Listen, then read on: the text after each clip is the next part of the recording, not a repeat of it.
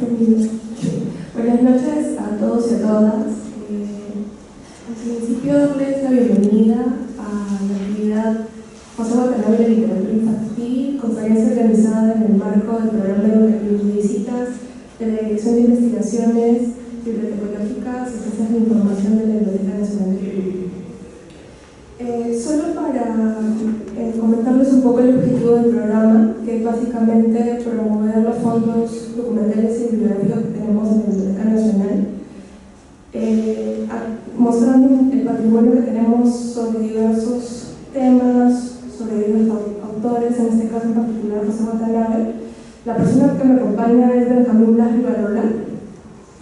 Es personal de la Biblioteca Nacional, pero además periodista, investigador y gestor cultural, licenciado en Ciencias de la Comunicación por la Universidad de San Martín de Porres. Ha realizado estudios de maestría en literatura peruana y latinoamericana en la Universidad Nacional Mayor de San Marcos. Se ha desempeñado en varios cargos en la Biblioteca Nacional de Perú. Ha sido director general de la Oficina de Imagen y Extensión Cultural, director general del Centro de Investigaciones y Desarrollo Bibliotecológico y director ejecutivo de ediciones. Actualmente es colaborador de la Oficina de Imagen Institucional y Extensión Cultural de la UNP y frecuente colaborador del programa educativo de visitas. Ya sin más preámbulos y pidiéndoles disculpas de caso por comenzar un poco más tarde de lo programado, vamos a dar inicio a la conferencia. Muchas gracias. Muchas gracias. En principio, quiero agradecer a la Casa de la Literatura porque nos está acogiendo el día de hoy, a CIDET, Centro de Investigaciones y Desarrollo Bibliotecológico de la Biblioteca Nacional, como bien dijo María Angélica, que hacen varias oportunidades las que vengo participando, dando a conocer a través de diferentes temas parte del patrimonio existente en la Biblioteca Nacional, como una manera también de incentivar el trabajo de investigación o por lo menos despertar alguna curiosidad por algunos aspectos distintos a los habituales en cuanto a los estudios de diferentes autores. Hoy quiero compartir con ustedes algunas ideas sobre uno de los autores más reconocidos de la poesía de no solamente de nuestro país, sino del continente, pero a la vez poco estudiado, como una idea inicial. Y cada vez que realizo estas investigaciones se comprueba aún más que lamentablemente los estudios monográficos sobre diferentes autores, sobre todo los poetas, son bastante escasos en nuestro país. Más allá de las tesis que a veces tardan algún tiempo en ser publicadas en forma de libro, no se conocen, no se realizan muchos trabajos. Y en el caso concreto de José Watanabe, un aspecto que quiero compartir con ustedes, que es el trabajo como autor de literatura infantil. Como una idea inicial, queremos indicar que a pesar que los libros de José Watanabe recién han sido publicados a partir del año 2006, poco tiempo antes de su fallecimiento, el trabajo de José Watanabe ligado con la literatura infantil data desde la década de los 70. Eso es lo que vamos a compartir con ustedes durante estos minutos. José Watanabe, nacido en Laredo, La Libertad, en 1946 y fallecido en 2007, está considerado efectivamente como uno de los más importantes poetas de la llamada generación del 70. Según Ricardo González Vigil, en su antología Poesía Peruana, siglo XX, publicada en el año 1999, la consagración de Watanabe se explica, cito, por la pericia con que ha elegido un universo poético con marcas personales en la visión del mundo y en el planteo del poema, uno de los más sólidos y admirables de la poesía peruana de la segunda mitad de este siglo. Comparte los rasgos dominantes de su generación: ironía cínica y irreverente, coloquialismo, sustento narrativo y exploración de los métodos de composición, pero con una singular vibración lírica, que lo salva de deslices excesivamente antipoéticos o prosaicos, y una densidad simbólica abierta a las sugerencias más complejas y sutiles, sin los alardes declarativos y exterioristas de tantas voces del 70, que lo tornan una delicia única en nuestro patrimonio poético. Y decía, sin embargo, en la trayectoria artística de José Watanabe hay algunos aspectos que no han recibido la atención de la crítica especializada. Nos estamos refiriendo concretamente a su trabajo como autor en la literatura infantil. Antes de revisar este aspecto, hagamos un repaso rápido a su trayectoria literaria. Carlos Garayar, en su artículo José Watanabe, El desamor, la huida y la muerte, publicado en Libros y Artes, la revista de la Biblioteca Nacional, número 2021, en homenaje al fallecimiento de nuestro autor, considera que la poesía de José Watanabe comparte más rasgos con la de los autores de la generación anterior, la generación del 60, que con la de sus coetáneos, pues no participa de su actitud contestataria, ni de la exasperación del tono, ni de la confianza en el poder de la palabra, ni de los temas predominantes en los versos de estos. Fíjense, antes de publicar su primer poemario, José Watanabe estudió arquitectura entre 1966 y 1969 en la Universidad Federico Villarreal. Fue periodista en Caretas, secretario de la Escuela de Bellas Artes de Trujillo, diagramador y promotor de cooperativas. Obtuvo, compartido con Antonio Sillonis, el premio Poeta Joven del Perú en 1970 con el libro Álbum de Familia, y los premios de cuento y poesía en los Juegos Florales convocados por la Universidad de Trujillo en 1965. En esos mismos años publicó poemas en revistas como Estación Reunida, Hipócrita Lector, entre otros. A partir de esas publicaciones, la trayectoria literaria de José Watanabe se ha desarrollado de la siguiente manera. El siguiente, por favor. Bien. Álbum de Familia,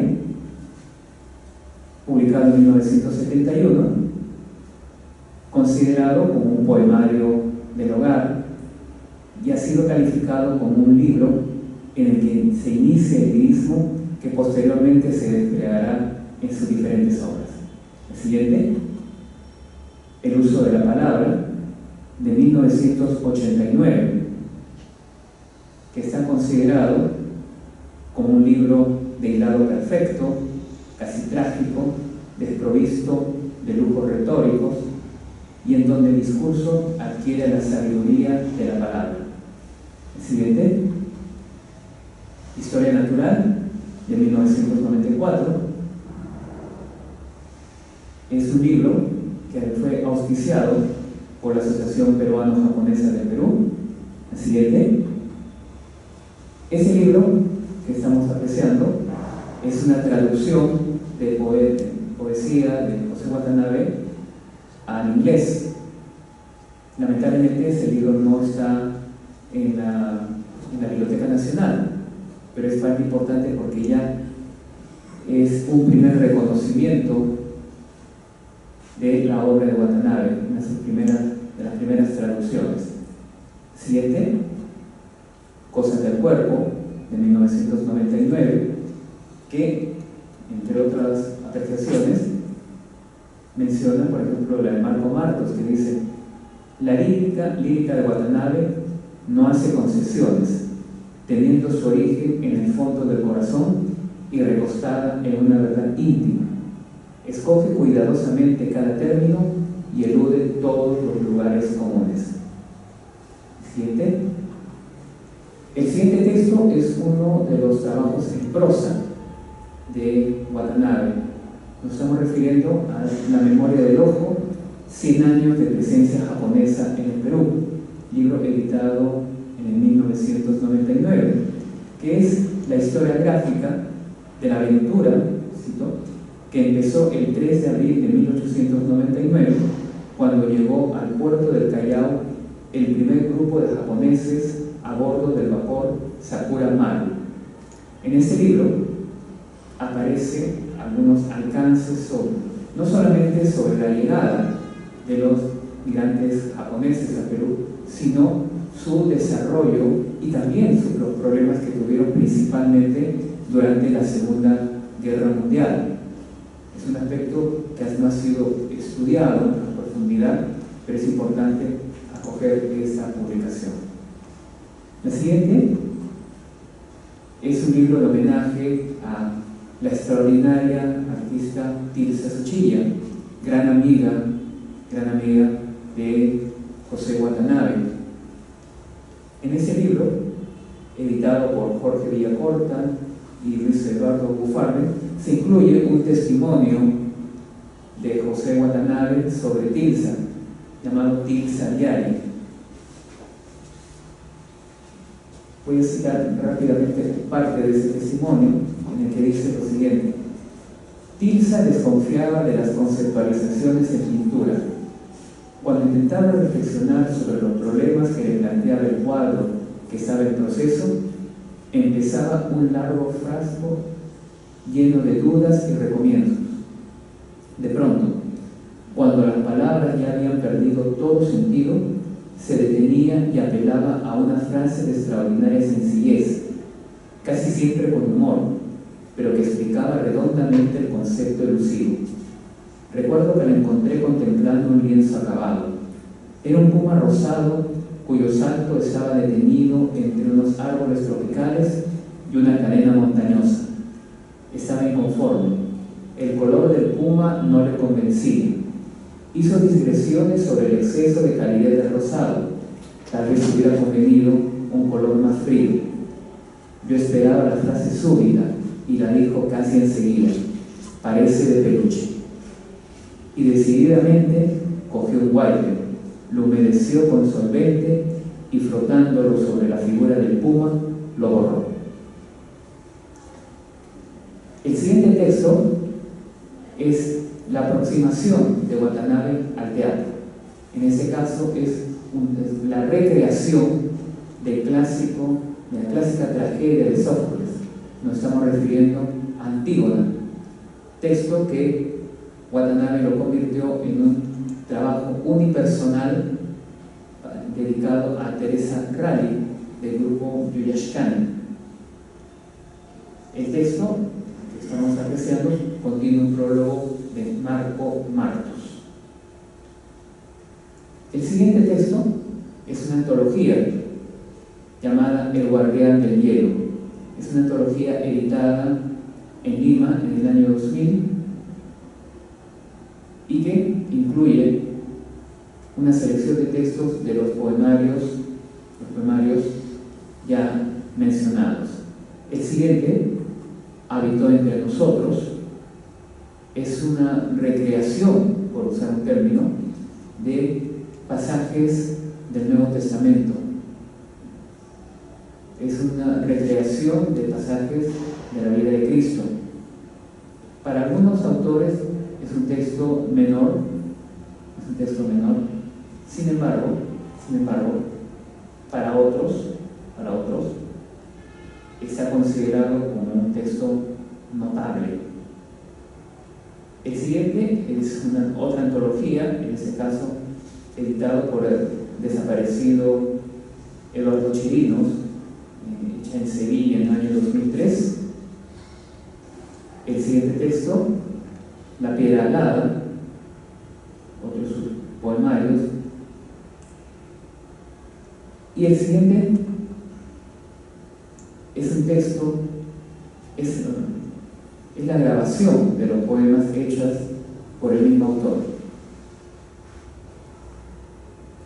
El siguiente es una antología, lamentablemente que no está en la Biblioteca Nacional, pero sí en la Casa de la Literatura. En caso que alguno de ustedes quiera revisarla, fue una antología editada por Micaela Chiri, poeta y también compañera de José Watanabe.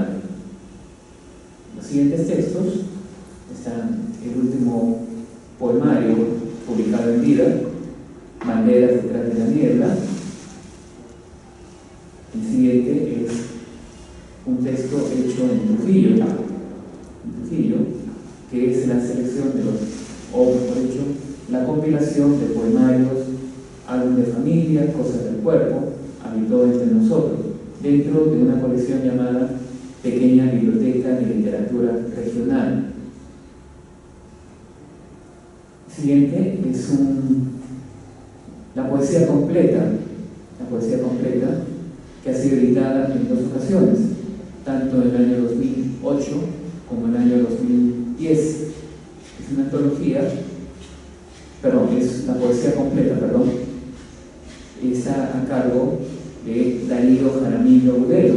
Es una coedición entre la librería El Virrey y la importante editorial denominada Pretextos. El siguiente es Cosas del Cuerpo, de 2008, la siguiente edición. El siguiente es un texto interesante, es la transcripción al braille de Habitó entre nosotros. Es un texto que está en la sala para discapacitados visuales de la Biblioteca Nacional. Una nota al margen, debo indicarles que dentro de la sala también hay selección de poemas de Marco Martos, de Blanca Varela y entre otros autores, así que si conocen ustedes a alguna persona con discapacidad visual y que quiera apreciar la literatura, existe material en braille para ellos.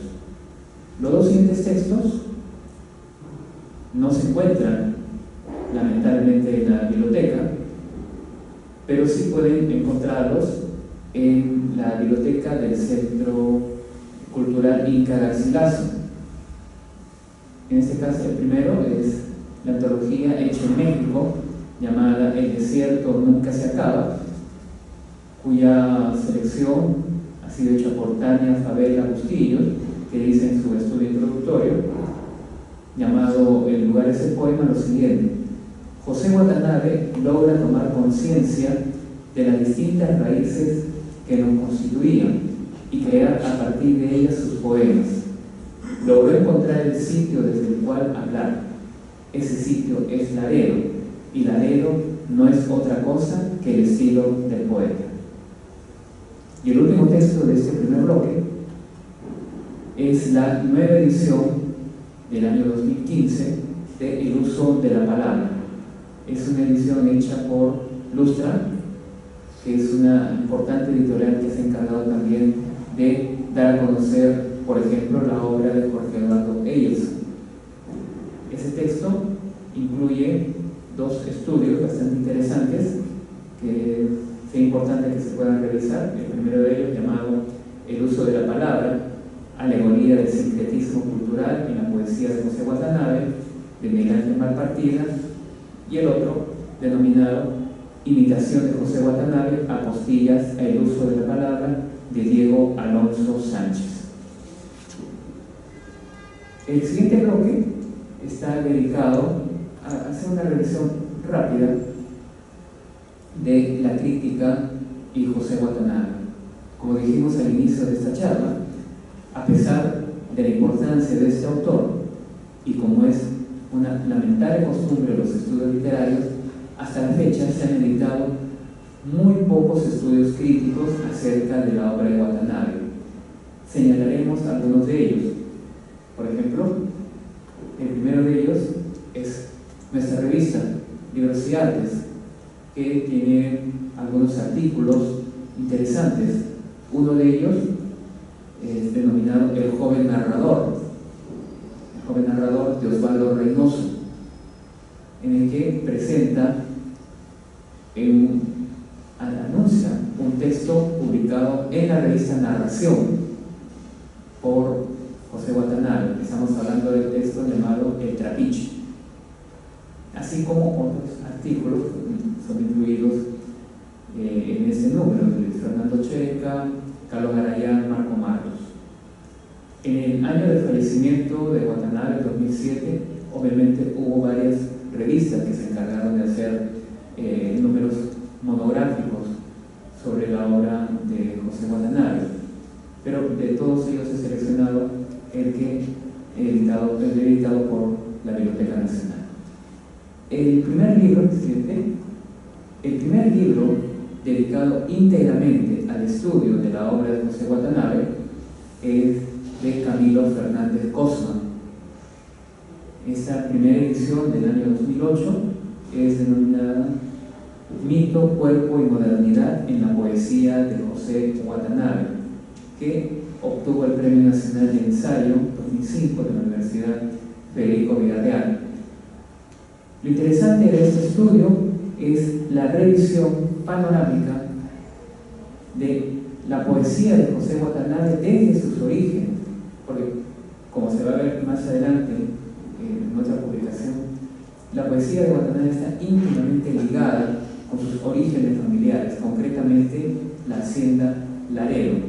Por ello es que el primer ensayo que conforma el libro de Camilo Fernández está denominado De cómo la poesía de José Watanabe nació en Laredo, y hace una revisión de la poesía de Watanabe desde los 70 hasta la obra Cosas del Cuerpo.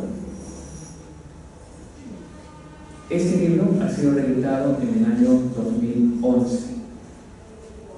El siguiente texto, también dedicado a José Watanabe íntegramente, se llama El ombligo en el adobe, asedios a José Watanabe, que, como señala la autora, es un relato en 3 tiempos.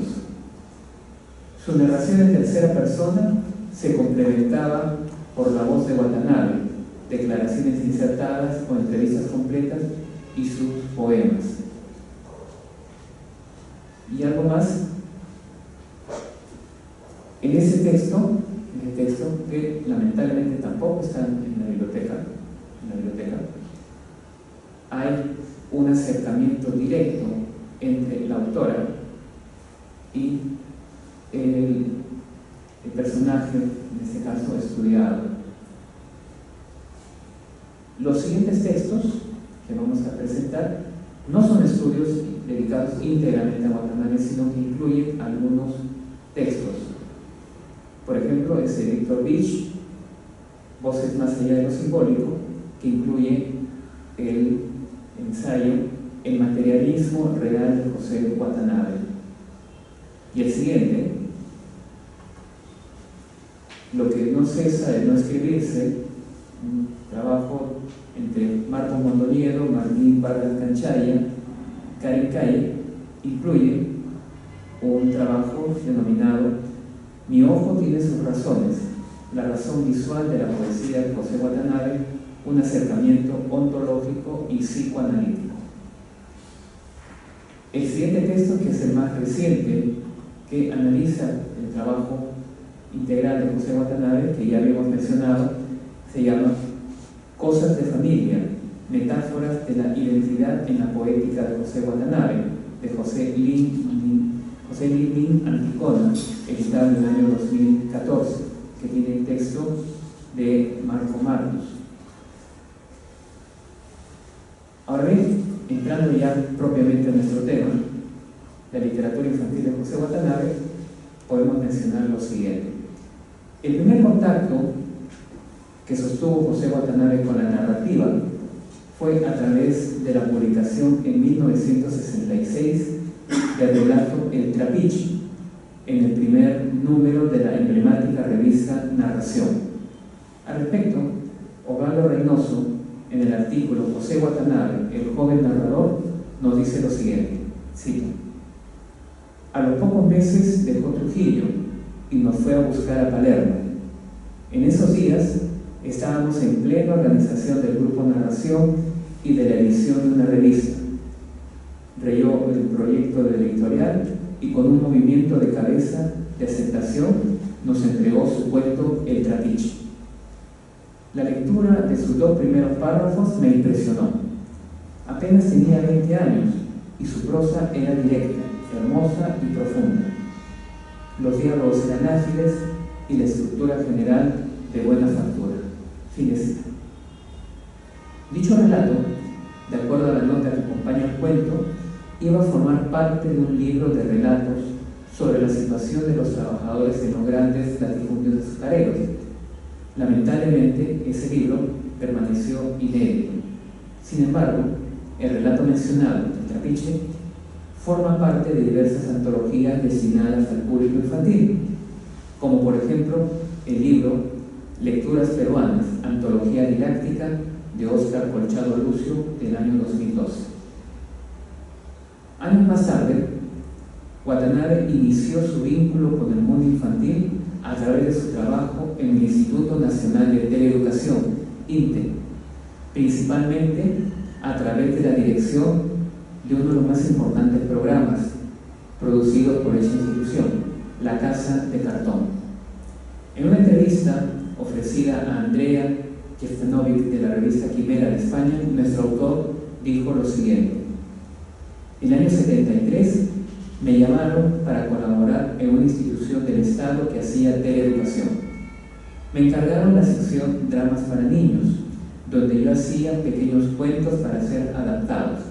El programa se llamaba La Casa de Cartón y tuvo relativo éxito.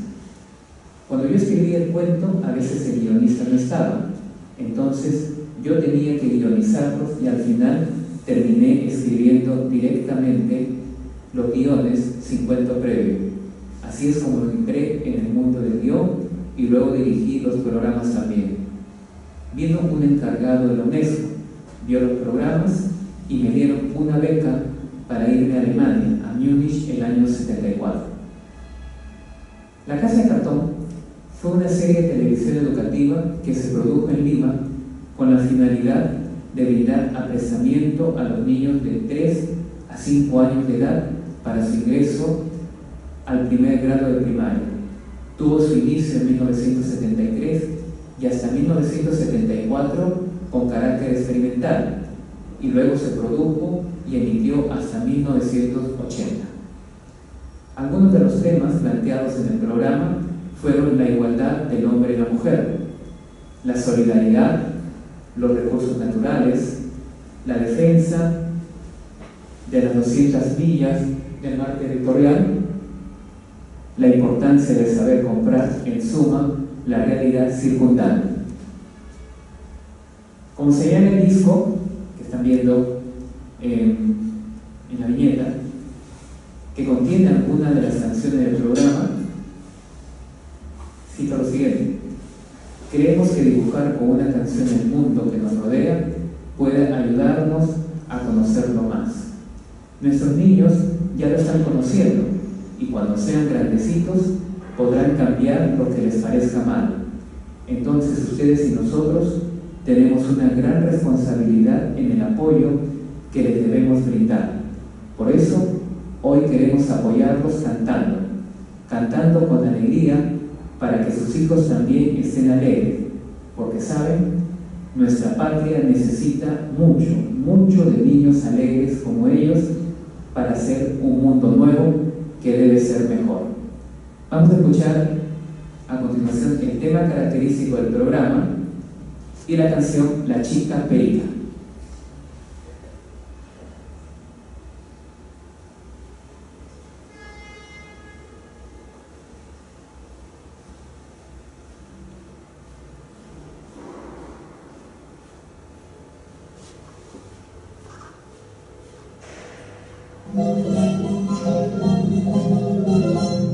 Abramos la puerta, amigos de la casa de cartón, para vivir un mundo nuevo que debe ser mejor. Hay juegos, amiga y cantos de la casa de cartón, para hacer un mundo nuevo que debe ser mejor.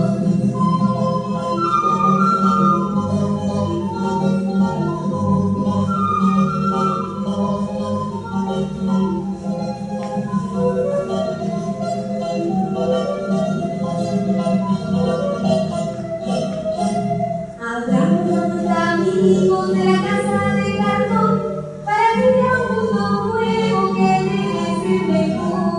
Hay frutos, amiga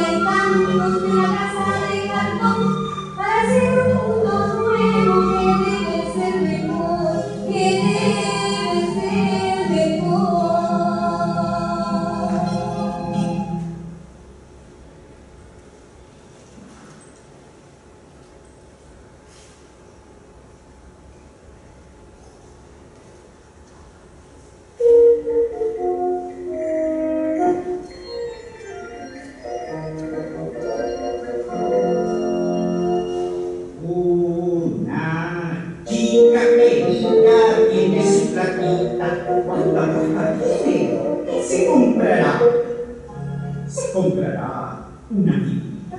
No. ¿Se comprará un chistecito? No. ¿Se comprará un chicle?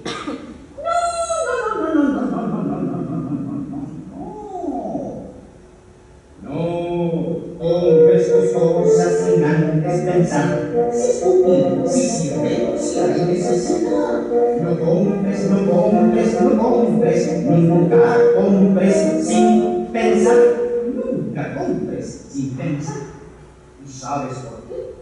Porque la platica que tienen los chicos queridos no viene del cielo.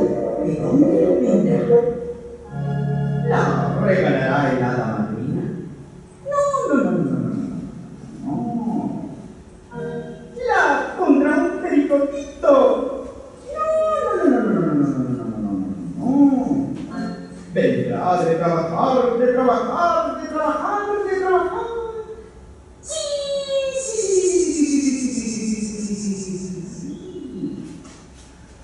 Y sabes que cuesta esfuerzo a los papás.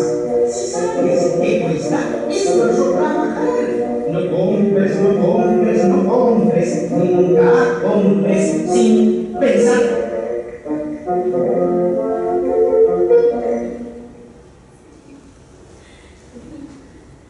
Bien, quien interpretó el tema característico fue Susana Vaca, nada menos, y la voz del tema La Chica Perica es de Jorge Chiarella Kruger. ¿Bien? Obviamente, si analizamos las letras de toda la canción La Chica Perica, va a ser bastante difícil que un niño escuche un tema así el día de hoy. Y hay que recordar también en qué contexto se hizo ese programa. Estamos hablando de los años 70, en plena reforma educativa. Entonces, obviamente, había una connotación bastante interesante, bastante importante, para hacer un mundo nuevo que debe ser mejor. ¿Recuerdan? Entonces, Watanabe dirigió este programa. Tuve la suerte de trabajar en el INTE años después, en la década de los 80, y pude conseguir esta grabación. Bien, ese es el primer acercamiento propiamente dicho de José Watanabe. Sin embargo, en los años siguientes ocurre algo bastante interesante. En la misma entrevista que hemos reseñado, ofrecida a una periodista de la revista Quimera de España, Watanabe expresó lo siguiente sobre la literatura para niños. Ante la pregunta, ¿has escrito literatura para niños?, él responde, sí, cuentos, pero en general me cuesta mucho escribir narrativa. La narrativa requiere de un pensamiento más sostenido. Hay que pensar en el personaje, la situación, lo que estás narrando, o qué línea va a seguir un personaje. Un poema, en cambio, puedes escribir en una semana, 10 días, y ya te olvidas. Lo leerás después, pero no te persigue constantemente. Eso pasa también con el guión del cine. En ese sentido, es más exigente. Esto para que comprueben la importancia que tenía para Watanabe la narrativa, la obra literaria escrita para niños. Él se tomaba muy en serio ese trabajo. Pero curiosamente, ese acercamiento de Watanabe con la literatura infantil no fue necesariamente a través de, digamos, un texto continuo, sino a través de algo que vamos a poner a continuación. Una historieta llamada Cabriola la Cabra. Y esta historieta fue escrita por Watanabe, pero los dibujos han sido hechos o fueron hechos por Carlos Tovar, más conocido como Carlín. El libro que ustedes, la viñeta que están viendo, ha sido publicada en 1982 en un libro llamado Cuentos Infantiles Peruanos, Cuentos Infantiles Universales, editado por, aquí el libro dice Víctor Soracel, pero Víctor Soracel es el seudónimo de Fernando Lecaros. Años después, Carlos Tobar da un testimonio sobre este trabajo, da un testimonio, y este testimonio dice lo siguiente: tiempo después, cuando ya estaba de vuelta, me convocó de nuevo a una revista que se llamaba Collera, porque él había creado un guión curiosamente sobre una cabra que se llamaba Cabriola la Cabra, y él quería que yo le hiciera los dibujos de la historieta esta, que efectivamente hicimos. Se publicó en varios números, era una revista de historieta para niños, y la idea de Cabriola la Cabra era que había el puma, que era el animal dominante, que se trataba de imponer a los otros animales, que era un grupito que tenía una cabra, un búho, una liebre, y siempre se trataba de que estos animalitos trataban de defenderse del puma o hacerle una broma, una pasada, de alguna forma, para hacerlo quedar en ridículo, basándose en el ingenio de la cabrita. Como ustedes pueden comprobar en el propio folleto que está entregado, está la ilustración completa. Esta es la primera parte. Vamos con el siguiente. Bien. Aparece ya, son cuatro viñetas, pero aquí hay un tema que se va a repetir, en dos relatos infantiles: el tema del disfraz. En este caso son los animales, estos animales que se disfrazan para poder engañar al puma, y en otros dos relatos que vamos a ver más adelante también pasa lo mismo, especialmente en el texto llamado Un perro muy raro, que también utiliza la figura del disfraz para poder solucionar inconvenientes o para poder protegerse, como en un relato llamado El Canarigallo. Para el especialista Danilo Sánchez Lió, la obra infantil de Watanabe debe mucho a su poesía. No escribe historias complejas ni tramas enrevesadas, sino cuentos breves, muy pendientes del carácter oral de estos. Son cuentos que serán leídos a los niños a la hora de dormir o en un momento de ternura entre el padre y el niño, por lo que el poeta pone especial énfasis en la musicalidad y ritmo de su escritura. Las características señaladas están plasmadas en los diversos cuentos infantiles publicados por Watanabe en la década del 80. Estos cuentos, calificados por su propio autor como, entre comillas, solo chistes de provincias, aparecieron en los diversos libros de lectura de la editorial Santillana. Vamos a ver cuáles fueron. Por ejemplo, en este libro, llamado Amanecer, aparece el elefante abusivo y el ciempiés que demoraba. Ese cuento del ciempiés que demoraba, de alguna manera nos lo han contado como una especie de chiste, en el que hay una fiesta y el ciempiés se compromete a comprar cosas, pero el ciempiés demoraba y al final dice: al anochecer, el papagayo que estaba en lo alto de un árbol gritó: ¡ahí llega el ciempiés! Todos corrieron a recibirlo. Traía las serpentinas, los globos, las máscaras. No faltaba ningún encargo. ¿Por qué te demoraste tanto? El ciempiés, avergonzado, explicó: hace tiempo que no iba al pueblo. Ya que estaba allí, aproveché para que me dieran una lustradita a los zapatos. Alguna vez hemos escuchado una historia así, en forma de chiste. El siguiente libro está en Capulí. En Capulí está el cuento llamado El señor que paseaba con un pingüino.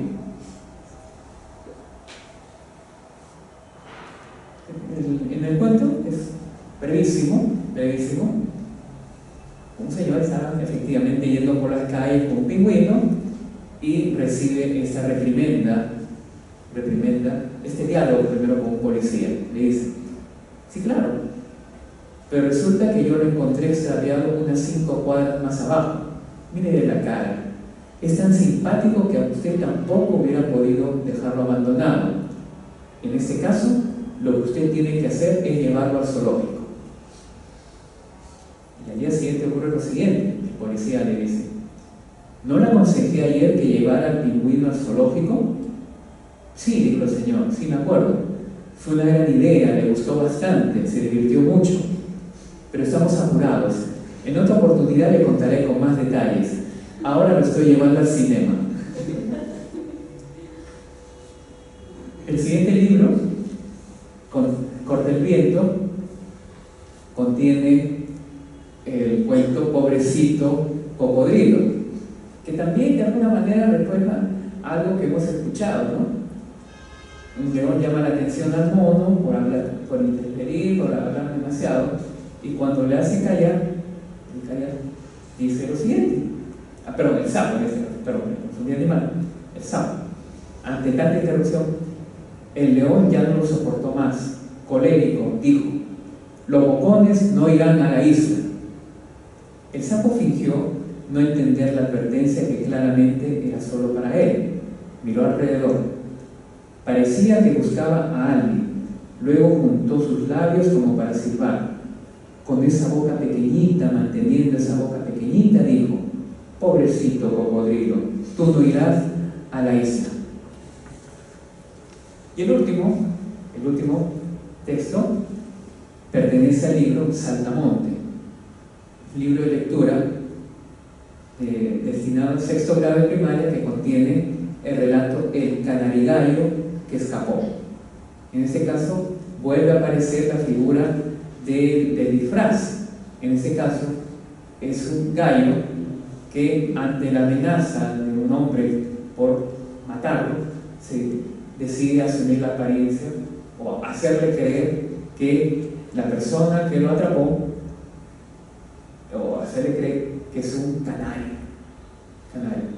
Como ven, esa figura del disfraz se repite hasta en 3 historias escritas por nuestro autor. Ahora bien, entre los años 2006 y 2010, la editorial Pensa publicó 11 libros para niños elaborados por José Watanabe. En estos libros, a decir de Jorge Eslava, en su libro del Capitán 2, se propuso encontrar la expresión precisa, el tono moderado y las resoluciones sorpresivas para dar vida a algunas historias que rondaban su imaginación. Los citados libros se dividen en 2 grupos. Uno, los libros álbum, para los más pequeños, en los que las imágenes ocupan similar importancia que la escritura. Aunque sean muy breves los textos, ellos construyen o insinúan una historia, cuyo seguimiento solo es posible atendiendo con idéntico interés las palabras de las imágenes. En ese rubro encontramos los siguientes títulos: El lápiz rojo, Melchor el tejedor, y un personaje muy simpático llamado Andrés Nuez, que está en 3 libros: Andrés Nuez perdido entre las frutas, Andrés Nuez cuenta hasta 10, Andrés Nuez descubre los colores. El segundo grupo está conformado por lo que, siguiendo Eslava, cito: Watanabe vuelve a sacar de lustre su condición de poeta, cuya palabra precisa y contenida recrea con humor la vida humilde de algunos hombres y sobre todo de los animales que nos rodean. Los títulos son los siguientes: Un perro muy raro, Don Tomás y los ratones, Perro pintor y sus elefantes azules, Don Antonio y el albatros, con Micaela Chiri, El pájaro pintado y el más hermoso de todos, a mi juicio, La bandería de fantasmas. Veamos. Vamos a retroceder, hemos ido pasando las historias. para ir viendo rápidamente algunos bosquejos de cada uno de los textos. Empecemos por el primero de ellos. ¿El siguiente? Perfecto, el lápiz rojo. El lápiz rojo. Es un texto del año 2006. Como ven ustedes en la viñeta, las ilustraciones son de Piero Quijano. Y es un texto en el que, salvo algunos pequeños mensajes que van apareciendo, no hay diálogo. Sin embargo, la historia es plenamente comprensible. La historia es sencilla, es cautivante y es destacable, obviamente, el variado trabajo gráfico. Una persona dijo lo siguiente, no aparece el nombre del que escribió el blog, pero dijo lo siguiente: cuando compraron el lápiz rojo en casa me gustó mucho porque en verdad es un libro pequeño que está armado de imágenes. Una niña ha perdido su lápiz rojo y lo necesita para poder pintar. Lo busca entre sus cosas y no lo encuentra por desordenado. Al final, su perro le da una lección: guardar las cosas en su lugar. En esta historia, que es muy breve, además del valioso despliegue gráfico, es una historia plenamente comprensible para niños desde tan corta edad y fácilmente se pueden apreciar cómo hay algunos mensajes de tipo guarda tus juguetes, pon tu cepillo, recoge tu toalla, etcétera, etcétera. Es una manera bastante lúdica y bastante entretenida de cómo enseñar. Si bien es cierto, la literatura infantil no debe tener una finalidad esencialmente didáctica, pero sí a través de estas historias se puede apreciar cómo podemos dar un contenido esencial para mantener un orden dentro de una casa. El siguiente texto, Melchor el Tejedor. Melchor el Tejedor. Casualmente, casualidades, valga la redundancia que se dan, antes de venir tuve una conversación con quien tuvo a su cargo la fotografía, con César Ramos Aldana, quien me contó algunas anécdotas bastante simpáticas sobre este trabajo. Me contaba César que Watanabe era muy exigente para el despliegue gráfico de sus historias. Muy exigente. A veces podía pasar horas simplemente seleccionando la toma interesante para que pueda ser reproducida. A través de este trabajo, Melchor el Tejedor, que puede ser, digamos, apreciada por niños que ya saben leer inclusive, se puede apreciar algo muy interesante. Simplemente mostrar a través de títeres de dedo, en este caso, una breve historia en la que se muestran los diferentes animales existentes en nuestro país. El texto es brevísimo. Dice: Melchor el Tejedor tejió una oveja de lana. En el campo, la oveja se sintió muy sola. Melchor tejió otros animales para que la acompañaran. Tejió una llama blanca que come pasto verde. Tejió un burro empezando por sus orejas enormes. Tejió un cóndor de alas negras y elegante cuello blanco. Tejió un venado de largos y hermosos cuernos. Tejió un pato que se fue feliz al agua. Tejió un león más manso que un conejo. Tejió un perro blanco con graciosas manchas negras. Tejió un colibrí que voló tras una flor. Tejió un tigre tan pacífico como una paloma. Tejió un papagayo con más colores que un arco iris. Tejió un mono que no se cansa de saltar. Y con todos los animales, la pequeña oveja ya no se sintió sola. Melchor, cansado de tanto tejer, se durmió entre los ovillos de lana. Sobre este libro, Teresa Watanabe, hermana del escritor, sostuvo en una entrevista lo siguiente: José siempre quería que todo quedara muy bien. Por eso, porque era demasiado puntilloso y detallista, él mismo fue a buscar cada uno de los animalitos del arte en los centros de artesanía y seleccionaba aquellos que estuvieran mejor tejidos e incluso hizo tejer especialmente a algunos de ellos, corrigiendo tal o cual detalle. En todo, él era sumamente detallista.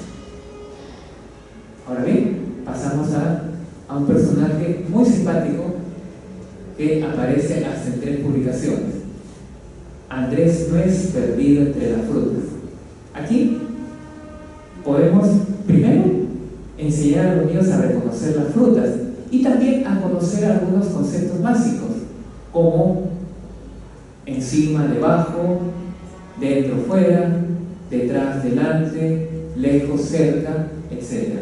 En otras palabras, es un estupendo texto de aprestamiento, porque el texto está dirigido a niños desde los 2 años. Y el siguiente es un texto muy divertido, llamado Un perro muy raro. Un perro muy raro. En estas palabras les había mencionado minutos atrás acerca de el uso de los disfraces. Y en este caso, la historia es la siguiente. Don Nicolás vive cerca del pueblo. Un buen día se le acerca un perro y le pide comida. El anciano le toma cariño y rápidamente se hacen muy amigos. Pero no se trata de un perro cualquiera. El amigo de don Nicolás es sin duda un perro muy raro. No le gusta comer comida de perro, ni morder a los carteros, ni nada de lo que suelen hacer los perros.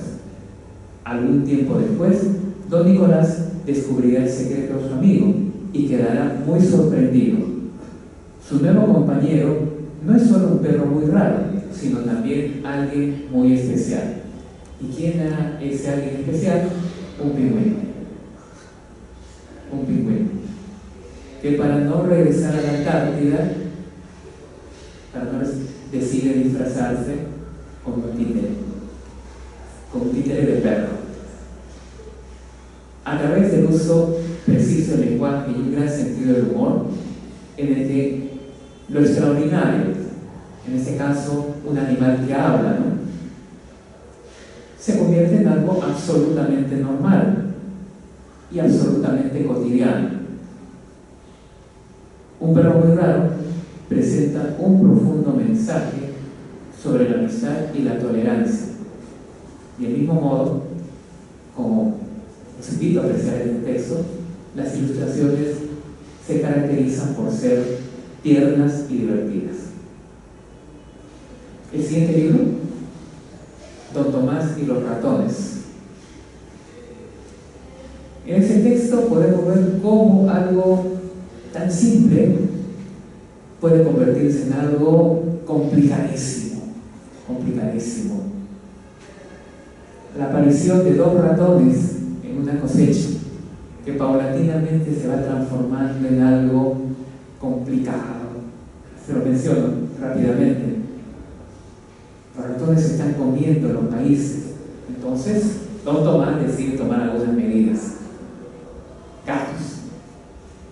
Pero los gatos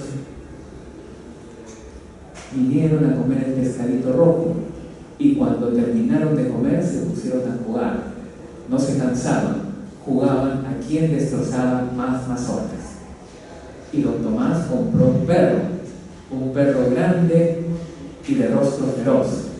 Apenas lo vieron, los gatos jugaron desesperados. Y al igual que los gatos, los perros encontraron que era divertido jugar entre los maíces. Conversaban, saltaban, se daban volteretas como si estuvieran en el mejor parque del mundo. Estaban destruyendo la cosecha. Y así sucesivamente.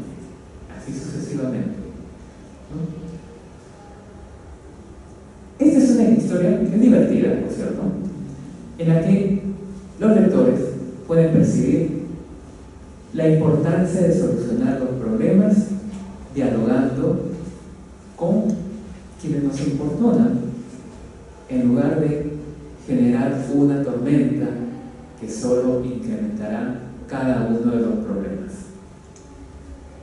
El siguiente texto, Perro Pintor.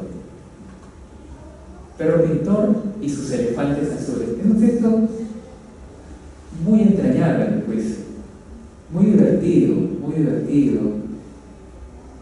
En su apariencia ingenua, se puede ver cómo puede apreciarse cómo es ese conflicto entre la realidad y la fantasía, por ejemplo, ¿no? Por ejemplo, cuando Perro Pintor, que tenía por costumbre pintar para redundancia en cuanto elemento podía, dice lo siguiente: este huevo es tan blanco como una tela para pintar. Enseguida le pintó un pequeño elefante azul. Después que el pintor se fue, el huevo ya no era blanco sino azul y tenía trompa y orejas grandes. Más adelante dice el texto: yo sigo pensando que es un huevo de elefante, dijo Ratón Curioso y se fue, pero no se alejó mucho. Se escondió detrás de unas piedras para mirar a la gallina. Estuvo allí varios días. Quería ver al elefante que iba a nacer del huevo. Más adelante dice: Perro Pintor no escuchó bien a Ratón Curioso porque empezó a pintar elefantes azules como todos los jueves. Esta vez los pintó en las piedras, en las grandes y en las pequeñas que parecían huevos. Cuando terminó, Perro Pintor le preguntó al ratón: ¿me dijiste que iba a suceder algo increíble? Ratón Curioso había comprendido todo y estaba avergonzado. No dije nada, le contestó mirando el cielo. Y el cuento termina de esta forma: todas las aves, las que vuelan y las que no vuelan, nacen de huevos. Ratón Curioso no lo sabía, ahora sí. Y el siguiente texto, nos faltan pocos: Don Antonio el Albatros. Un diálogo entre un albatros que no quería volar, que quería una vida absolutamente sedentaria, un albatros que quería leer mucho y que no quería alejarse por completo de las costumbres propias de su naturaleza. Y frente a él, Don Antonio, un hombre acostumbrado a vivir solo, que decide aprender, que en el deseo de hacer volar al albatros, decide volar él. El cuento termina de esta forma: después de tanto practicar como maestro de vuelo, Don Antonio finalmente se ha elevado. No puede creer lo que sucede. Estoy volando, exclama. El albatros, que lo ha visto todo desde la ventana, sale corriendo a mirar a Don Antonio. He aprendido a volar, grita el farero emocionadísimo. Por fin voy a poder viajar. Por favor, cuide el faro y guía los barcos hasta mi regreso. Lo haré, contesta el albatros sonriendo. Y después de ver cómo se aleja Don Antonio, regresa al faro contento de no tener que irse a ninguna parte. Este relato es un canto a la libertad y al cumplimiento de nuestros sueños. Observen el caso de Don Antonio, un viejo y solitario guardián de un faro que se convierte en el maestro de vuelo y de entusiasmo de un albatros, para lo cual pone todo su esmero, inventiva, su espíritu de investigación, con tanto afán que se olvida de su alumno y resuelve echarse a volar para cumplir alguno de sus sueños de farero encerrado. El siguiente, El pájaro pintado, es un texto en el que prácticamente no se dicen palabras. Sin embargo, basta con apreciar las imágenes para comprobar una vez más, con las hermosas ilustraciones de Isa Watanabe, cómo la soledad de una persona, en este caso el personaje de Don Paulo, puede ser fácilmente reemplazada con una imaginación que provoca el ver que un pájaro que ha sido pintado en un árbol cobra vida y se va convirtiendo en una hermosa compañía. Jorge Eslava dice lo siguiente sobre este relato: para abrir El pájaro pintado, por su extremado refinamiento, imagine el lector calzarse unos guantes de seda y pasar las páginas como quien acaricia unos pétalos guardados en un libro. Qué palidez onírica vela la historia de don Pablo, un anciano que vive en el campo rodeado de pájaros. Esta historia no tiene más de 15 líneas y ha generado, sin embargo, un trabajo gráfico espléndido. Isa Watanabe, hija del poeta, nos regala unos encantadores cuadros donde los pájaros también parecen estar tentados de escapar por nuestra ventana. Fin de cita. El siguiente texto es otra vez nuestro Andrés Nuez cuenta hasta 10, en este caso la celebración de su fiesta de cumpleaños. El siguiente, Andrés Nuez descubre los colores, y a través de un juego lúdico se va apreciando elementos de la naturaleza y los colores. Soy Andrés Nuez y quiero conocer los colores. Un domingo Andrés Nuez salió de paseo en busca de los colores. ¿Has visto algo de color amarillo? Sí, dijo el gorila, el plátano que me voy a comer. ¿Has visto algo de color celeste? Sí, dijo el burro, el cielo que estoy mirando. Más adelante dice: ¿has visto algo de color marrón? Sí, dijo el pez, mi amigo Andrés Nuez. Y entramos al último de los textos. Lavandería de fantasmas. Lavandería de fantasmas. Es un texto, a mi juicio, el más hermoso de todos. El más hermoso de todos. Por varias razones. No solamente por las ilustraciones hermosas de Eduardo Toquechi, que le da un carácter hermosamente plástico, hermosamente figurativo de cada uno de los elementos, sino también cómo esta historia puede presentar algo tan aparentemente inverosímil como fantasmas, puede ser presentado de una manera tan cotidiana. Una niña, en este caso Sebastiana, en un salón de clase, menciona que su padre pone en una lavandería hecha para fantasmas. Y durante el relato se aprecia cómo la imaginación y la realidad están íntimamente relacionadas. No se puede apreciar una diferencia entre lo real y lo imaginario. Algo así como, salvando las distancias, como la obra de García Márquez, en la que lo cotidiano es extraordinario y viceversa. Ahí no hay una diferencia, no se puede apreciar una diferencia entre la realidad y la ficción. Y hay un apreciable sentido del humor en el que definitivamente el trabajo poético de Watanabe está plenamente presentado. En la contracarátula del texto menciona rápidamente en qué consiste. Dice: el papá de Sebastiana tiene un trabajo muy especial. Se dedica a lavar ropa, pero los clientes de su lavandería no son personas comunes y corrientes, son fantasmas.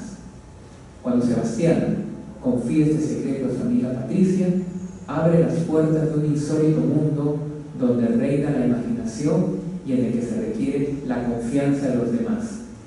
¿Serán ciertas las historias que Sebastiana le cuenta a Patricia? Todos los textos que hemos mencionado, los 11 libros, se encuentran en la Biblioteca Nacional, en la sede de San Borja, en caso que alguno de ustedes esté interesado en leerlos. También se encuentran todos aquí, en la sala infantil de la Casa de la Literatura. no se van a arrepentir, les aseguro, de apreciar estos textos. Antes de finalizar, mencionamos que algunos de los textos narrativos están, por ejemplo, el siguiente, El Trapiche, que ya lo hemos mencionado, en esta antología llamada Lectura Peruana de la Libertad, una compilación hecha por Oscar Corchado, y el siguiente texto, que es una antología también, el cuento infantil Ecuador-Perú. En el caso peruano ha sido seleccionado La Bandería del Fantasma, nada menos que por Jorge Slava, que por cierto, les invito también a que puedan revisar ese texto, que quizás es el único que se han preocupado por reseñar trabajos de literatura infantil de nuestro país. Para finalizar esta exposición, simplemente quiero compartir con ustedes una opinión expresada por también una investigadora que tiene un trabajo interesante en la página web, en internet, Graciela Zárate León, quien da una apreciación general sobre la obra para niños de José Watanabe. Sí, centramos nuestra atención en José Watanabe como escritor de cuentos para niños, ya que lo consideramos un hacedor de historias tiernas y delicadas, un recreador del espíritu de la infancia abierto al mundo, un buscador de esencias de la vida que conducen al desarrollo interior de la niñez hacia la experiencia que goce de la palabra y del placer de leer como vehículos que animan el mundo y que permitan ubicarnos con éxito dentro y fuera de él. Esta exposición ha pretendido dar a conocer una faceta desconocida pero fascinante de la obra de José Watanabe. Invito a todos ustedes para que revisen los textos y puedan apreciar cómo a través de una faceta distinta se plasman también características importantes que han sido ya reconocidos por la crítica, aunque todavía no con la prolijidad que amerita la importancia y la valía de un autor como el que hemos reseñado el día de hoy a todos ustedes. Muchas gracias por su atención.